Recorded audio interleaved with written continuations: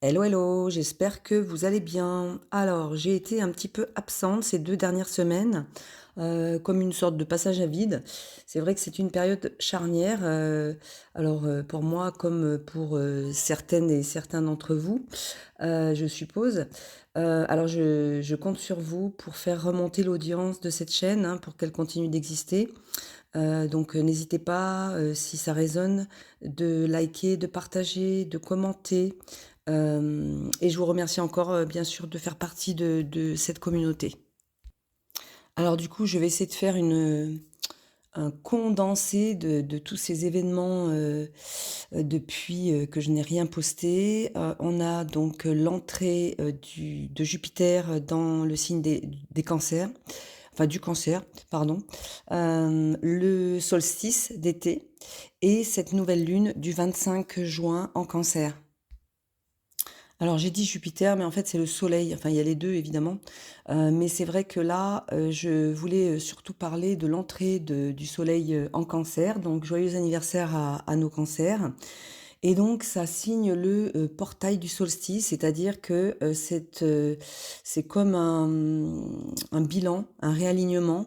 On va dire que ce portail, c'est un seuil sacré de renaissance intérieure. Surtout que l'entrée du soleil a lieu en maison 1, donc c'est un nouveau cycle d'identité qui démarre. Le solstice d'été, c'est l'apogée de la lumière solaire, hein, de l'année, et il est conjoint à Jupiter, qui est le grand bénéfique. Donc la lumière est profondément tournée vers l'intérieur en maison 1, vers la reconnexion à soi, à l'essentiel. Donc c'est vraiment ce solstice, un puissant portail de je vais y arriver, cialisation identitaire. C'est surtout un fort moment de reconnexion à nos besoins, au corps, aux émotions primordiales. Ça ouvre, ça porte un message d'ouverture, de naissance d'un nouveau moi incarné, tout ce qui est relié à la sécurité intérieure, à la valeur de soi, à l'écoute de ce qui nous nourrit vraiment. Donc c'est vraiment un cycle qui se clôt dans l'invisible pour permettre une renaissance à partir de notre être profond. Alors là, il faut se poser quelques questions, c'est-à-dire que quand c'est un moment de bilan, donc qu'est-ce qu'on a intégré, transmuté, qu'est-ce qui ne résonne plus, quelles croyances, quelles habitudes, quelles relations doivent être libérées pour laisser place à quelque chose de plus aligné, de plus vivant, de plus authentique. Le solstice, ça nous renvoie à notre propre lumière intérieure et il nous invite à cultiver vraiment ce qui nous fait vibrer, à nourrir ce qui nous élève et on doit chercher ce réalignement profond pour semer de nouveaux, pour avoir une nouvelle semence karmique. Voilà, donc c'est plus qu'un changement de saison en fait, c'est vraiment un portail, un point de bascule vibratoire et le moment clé de se réaligner intérieurement.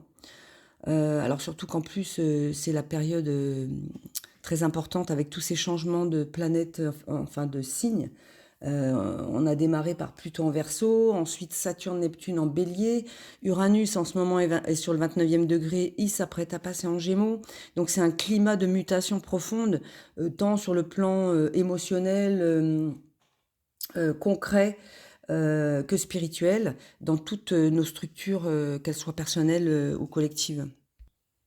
Donc Jupiter est entré en Cancer depuis le 10 juin et il sera dans ce signe jusqu'à la fin juin 2026. Donc il va y rester un an. Ça met en exergue notre besoin de sécurité intérieure et nous permet aussi de nous reconnecter à nos racines, de faire la paix avec nos héritages familiaux afin de pouvoir recréer un foyer intérieur qui nous est propre, qui soit beaucoup plus aligné avec qui nous sommes aujourd'hui. Donc évidemment, il y a ce carré Jupiter-Saturne qui est conjoint à Neptune, donc tous deux en bélier.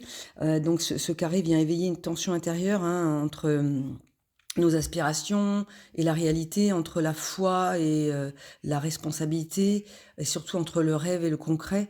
Il ne s'agit plus maintenant que de ressentir ou de visualiser, mais d'incarner tous ces élans pour aller de l'avant en fait. Hein. Le point d'activation majeur, hein, de tout cela, ça va être cette nouvelle lune du 25 juin qui sera en Cancer et conjointe à Jupiter.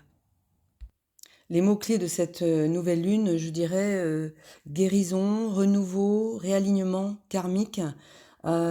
Pourquoi? Parce que Jupiter est entré en Cancer, le domicile de la lune, et là ils sont conjoints. Donc Soleil, Lune, Jupiter conjoints pour cette nouvelle lune en Cancer. Donc ça va être très puissant. Ça veut dire que déjà c'est très émotionnel la lune en Cancer. Et là avec Jupiter, Jupiter c'est la loupe, hein, je le rappelle, c'est l'excès aussi. Donc ça, c'est vraiment, ça va être très émotionnel quand même, hein, beaucoup de sensibilité qui va pouvoir ressortir. Et c'est comme une renaissance hein, aussi, c'est la gestation, le cancer. Donc là, on est dans un nouveau cycle lunaire, une lunaison qui va aller jusqu'à la pleine lune une quinzaine de jours. Ça va être comme un catalyseur. On peut avoir des impulsions de changement, des remises à zéro, des révélations profondes. Ça peut déclencher avec Jupiter un virage de vie, une crise de vocation, une réorganisation émotionnelle nécessaire. Donc là, l'univers nous demande vraiment de faire un pas vers nos idéaux les plus profonds et avec une conscience renouvelée, parce que là, on a pas mal bossé, hein, je veux dire, pour tout le monde, je pense. On a été fouillé dans notre psyché ce qu'il fallait éradiquer ou transmuter. Donc c'est pas toujours confortable, hein, mais c'est complètement libérateur. Alors tout le monde me dit ouais, mais ça s'arrête jamais. Oui, de toute façon ça s'arrête le jour où on va mourir, mais on a quand même, on avance. Je veux dire, on évolue. C'est ça la vie en fait. Hein. C'est de pouvoir se dépasser. Et là c'est vraiment le moment de se faire confiance, d'aller écouter notre intuition, de suivre l'appel de notre âme pour pouvoir vraiment poser des actes concrets pour notre évolution.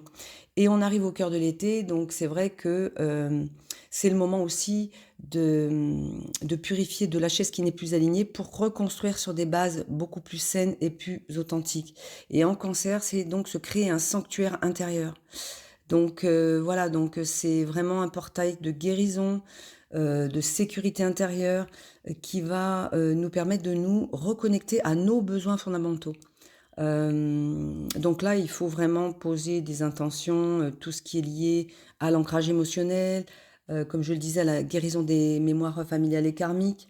En plus, on a Mars qui vient d'entrer en Vierge, donc qui est sextile à cette lune, à cette nouvelle lune, et à Vesta. Donc là, l'énergie martienne, elle va nous pousser à trier, organiser, purifier.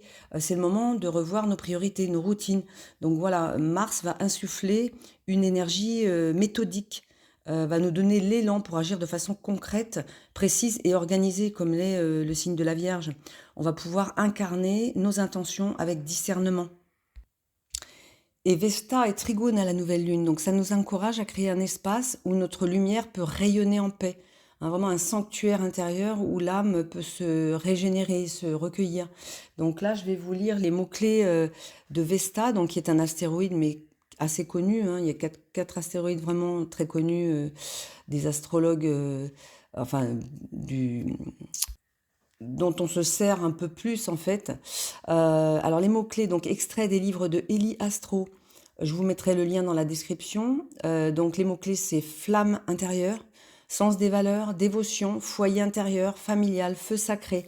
Donc la déesse romaine du foyer, hein, le sens de la mission, le respect de la parole donnée, le principe de purification de l'âme par les expériences vécues. Donc Vesta ajoute une dimension sacrée à cette lunaison parce qu'elle est trigone à cette nouvelle lune. Et donc, alors en plus elle est en scorpion, donc c'est vraiment un voyage complexe où dévotion et transformation vont collaborer, enfin se croiser avec... il y a une recherche de profondeur, d'authenticité, l'importance de bâtir avec des fondations qui résonnent avec nos besoins pour nous permettre vraiment une croissance stable. Cette Vesta en scorpion, elle va nous soutenir pour aligner comment dire, nos rituels personnels, pour prendre du temps pour ce qui nous nourrit profondément.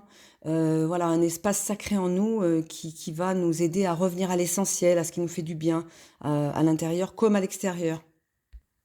Voilà, donc j'espère que ça résonnera avec ce que vous ressentez.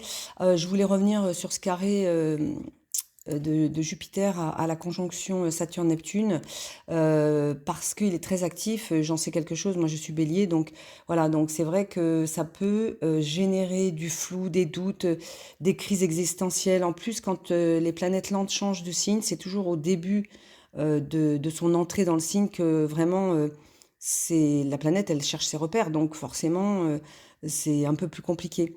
Mais donc on peut se sentir perdu, on a toujours nos idéaux, mais dans la réalité, il y a rien qui se passe quoi, dans le concret. Donc c'est un peu ce que j'ai vécu là, très fortement ces 10 derniers jours.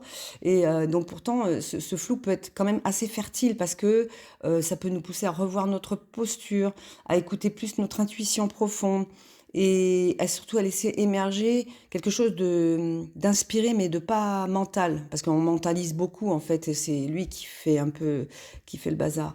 C'est ce mental. Donc voilà, donc pour conclure, je dirais que cette nouvelle lune conjointe à Jupiter va amplifier notre besoin de réparation intérieure, de recréer un espace sécurisant, nourrissant.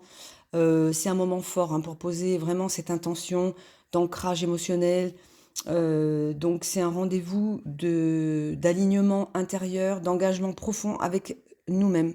Voilà. Donc qu'est-ce qu'on souhaite nourrir en nous? Quelle fondation on est prêt ou prête à renforcer, à restaurer? Et cette énergie est favorable donc à toute démarche qui nous permet de nous régénérer, d'aller en profondeur, mais aussi il faut se donner de la douceur. Voilà, n'hésitez pas à vous payer une séance de massage ou de spa ou voilà, ça peut toujours aider à se détendre. Je vous souhaite donc une belle nouvelle lune et un très bon début de semaine. Prenez bien soin de vous. N'oubliez pas de liker, de partager. Merci, à très bientôt. Au revoir.